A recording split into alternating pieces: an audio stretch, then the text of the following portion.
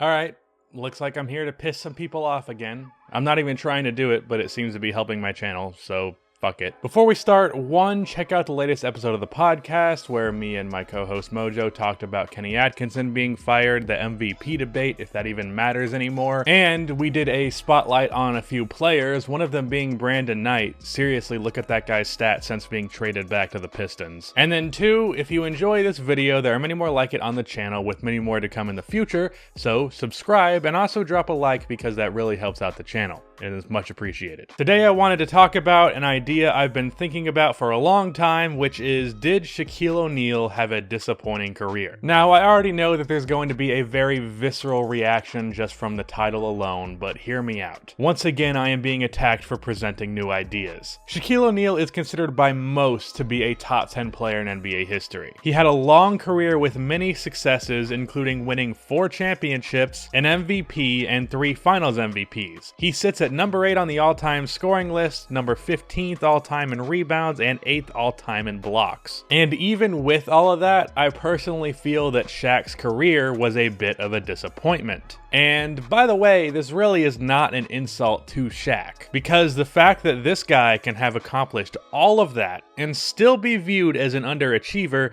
speaks to the potential that Shaq had. Because while I would probably rank Shaq as probably the 8th best player in NBA history, he very well could have been the greatest ever, or at the very least, he could have been in the same tier as Michael Jordan and LeBron James. And I personally feel the separation between Shaq's potential and where he ended up is a big enough separation to consider him a bit of a disappointment.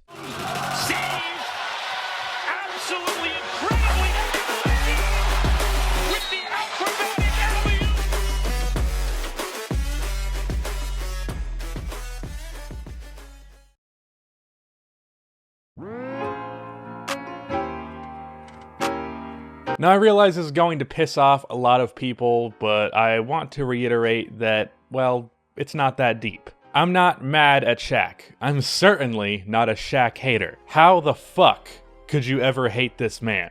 It's impossible. I just wanted to weigh the potential, hypothetical, perfect Shaquille O'Neal. Probably the biggest argument in favor of Shaq not being a disappointment is his injury problems. However, people tend to make the mistake of looking at those injuries at face value and not considering the fact that Shaq was responsible directly for many of them being there in the first place. Many of Shaq's health issues came from his own laziness. As a big man, being over 300 pounds, you're going to put a lot of strain on your knees, and it's why Shaq had so many issues with his health, his weight. Something he failed to properly manage throughout his career. In the 2003 season, Shaq had a minor injury to his toe that he took forever to recover from because of his own laziness. He said that he would rehab his injury on company time, so he missed a lot of games during the year, and Kobe went off in that time. But the point is, Shaq actively chose to play less games. He also was lazy as shit during the offseason in general. He said as much himself in his sit-down interview with Kobe.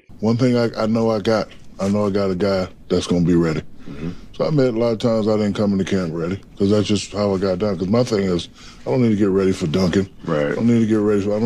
I'll get ready when I get ready. So because I had you, I was able to just chill out in the summer, do what I do. See, that's what pissed me off.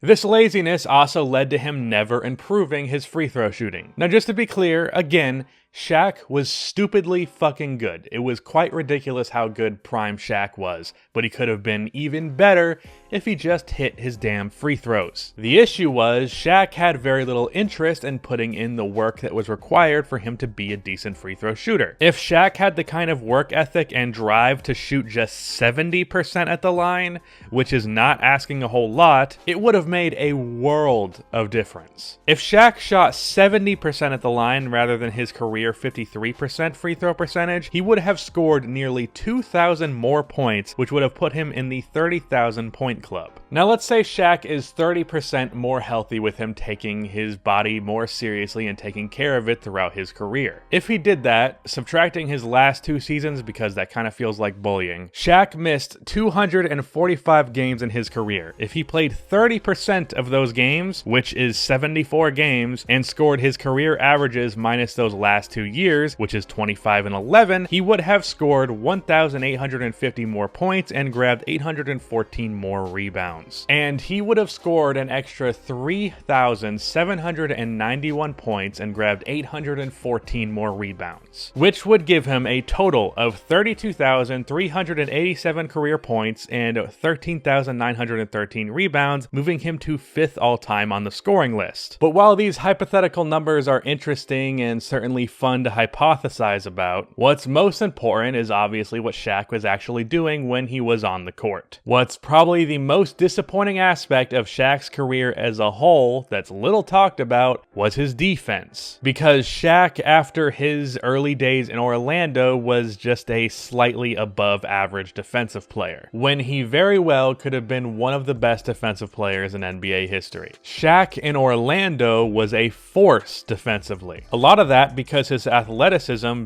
was at its peak because he didn't have weight holding him down. When Shaq came into the league, he had incredible size and length. He was an incredible rim protector, averaged 3.5 blocks in his rookie year, and because he wasn't too big, he had the speed to keep up on the perimeter. Now, Shaq actually made all of his all-defensive second team selections in LA, and to me, that is frankly bullshit. Those team selections are often popularity contests, like in 2013 when Marc Gasol won Defensive Player of the Year while not making any all-defensive teams. Because Shaq being in LA, being just an above-average defensive player was enough to make him an all-defensive player, even though he really wasn't. But I think Shaq's athleticism, size, and really good defensive instincts could have made him one of the greatest defensive players ever. He could have won a Defensive Player of the Year or two. However, after his early years in Orlando, his effort on that end had a pretty steep decline. He was still good because of his size and instincts, but he lost the effort on that end required for him to be a great defender. And because of the extra weight that he put on, he slowed down quite substantially. Now I think is a good time for me to address the idea that Shaq became a more dominant player because he put on the extra weight. I would agree that yes, his extra weight did help him become the most dominant force in NBA history. However, it eventually got to a point where that was just an excuse for how out of control Shaq's weight got. I think Shaq struck the perfect balance of extra weight in the 1995 season, when Shaq won the scoring title. Shaq at this point was a bit bigger, but certainly not the 330 plus pound monster he was in LA. He was able to still physically dominate his opponents in the paint and in the post, but he didn't sacrifice his ability to move across the court with great agility. If he had maintained that, I think he could have struck the right defensive-offensive balance. Another big issue with Shaq was his mentality. He had a lot of selfish motivations. Now that argument can be used against a lot of the NBA's greatest players. Being that good breeds a big ego, that's just kinda how it is. But Shaq said in his sit-down with Kobe that money was his biggest motivation. He mentioned many times that he made decisions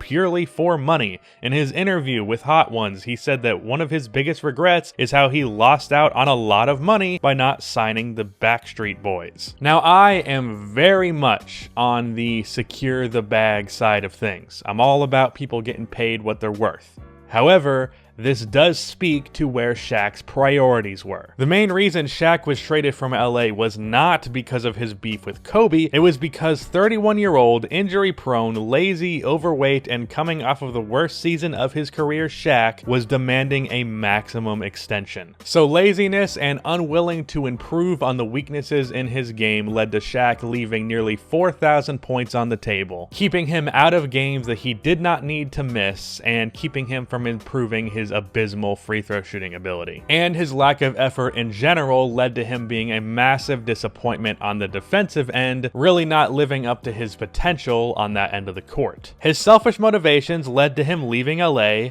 Remove these factors, and I think you get potentially the greatest player of all time. Now, with all that said, do I hold this against Shaq?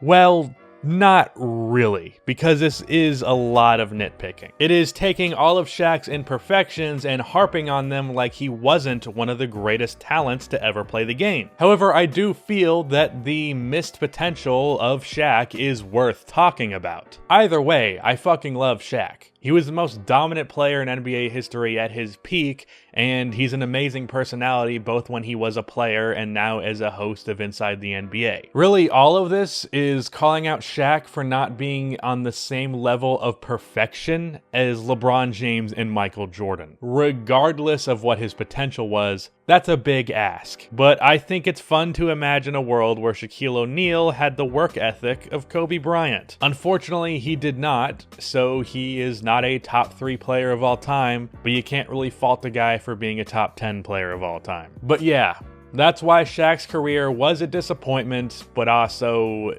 not a big deal. That's the end of this video. Please be sure to like and subscribe for more NBA content like this, and cue the outro music.